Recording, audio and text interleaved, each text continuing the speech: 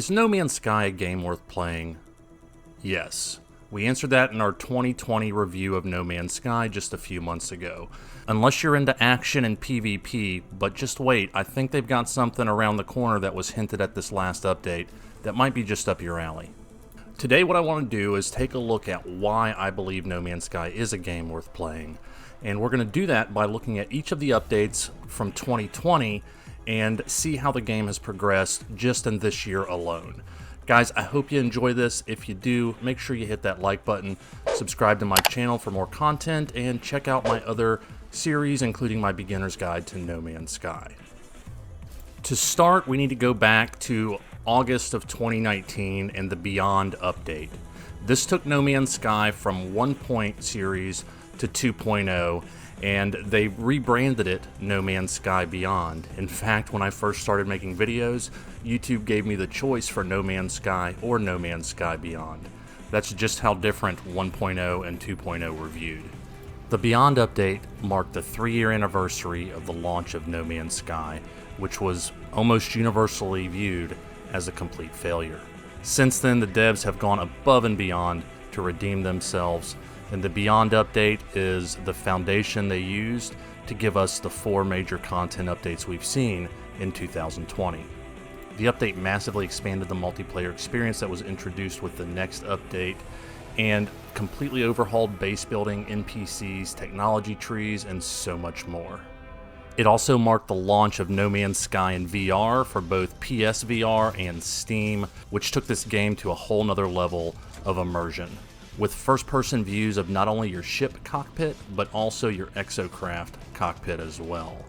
They also made multiplayer expansions with the ability to play with VR and non-VR players, in addition to expanding the number of players that could be in a single instance of the game, from 4 to 8 on console and from 4 to 32 on PC.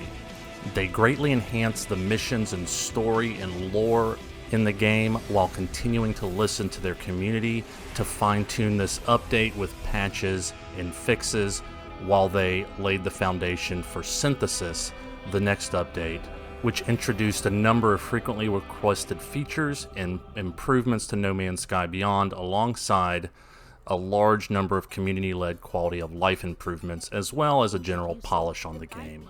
They rounded out the year with the addition of the Byte Beat music system as something fun to play around with and make your own tunes, and let's not forget the addition of some sick dance moves. And that brings us to where I joined the game in 2020. After all of these major improvements had been made, to me, it was just how the game was, and I took it for granted. That is, until I saw 4 major content updates so far in 2020 at no additional cost.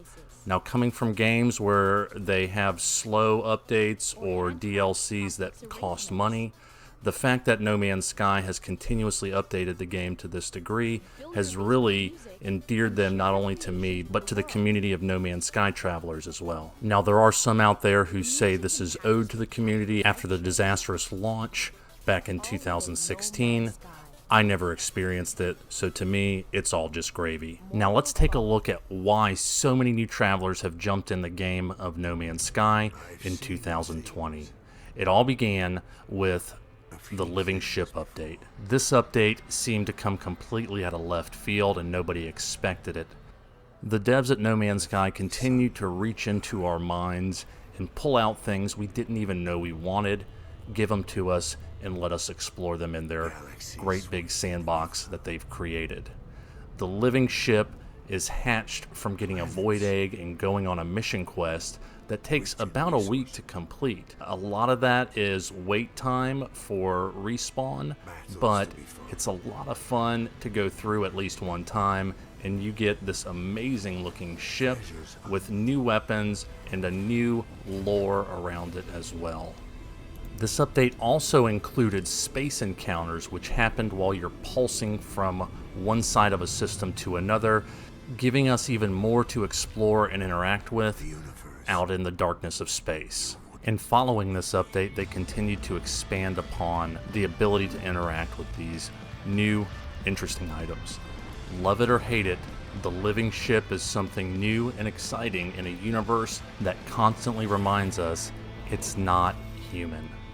Just a few months later, they come out with another content update and improvement with the ExoMech update, and my gosh, does this thing look cool.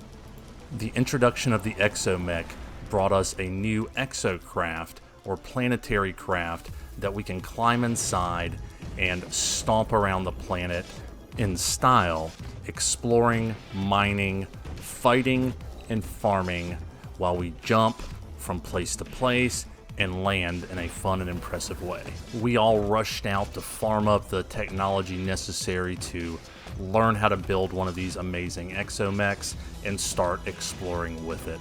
This new exomech, named the Minotaur, offered an all-new way to explore planets and brought with it an immersive cockpit for VR, along with new technologies that allowed us to craft solar panels in our exocraft to recharge their batteries while on planet. Oh, and did I mention you can now summon them from your freighter? All you have to do is bring your freighter into your system, and you can summon your exocraft on the planet, and this Minotaur drops in like a beast. Now, there's some criticism around the turning radius and general maneuverability of the ExoMech Minotaur, but as you upgrade it with technologies you can gather from space stations, it will improve, and you'll get the hang of it and learn to really enjoy this new toy.